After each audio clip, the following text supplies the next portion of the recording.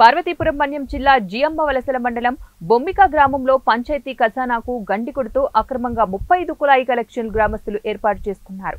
విషయం తెలుసుకున్న panchayat president Ramarao, secretary Madhu ఆధ్వర్యంలో వాటిని తొలగించారు. పంచాయతీ పరిధిలో ఎవరైనా అక్రమంగా కుళాయి కలెక్షన్లకు ఏర్పాటు చేసుకున్నట్లు తెలిసే వారిపైన కఠినమైన చర్యలు తీసుకుంటామని హెచ్చరించారు. పోయిన వేసవి కాలం దృష్ట్యా నీటి ఎద్దడి తీవ్రంగా ఏర్పడిందన్నారు.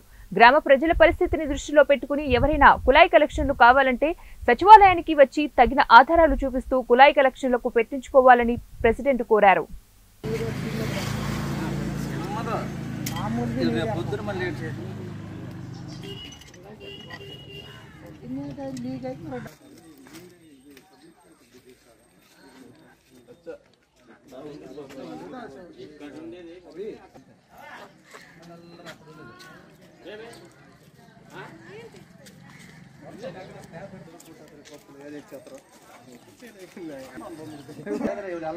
అక్కడికి వెళ్ళి వచ్చి మనట్లాగే ఉంటుంది మళ్ళీ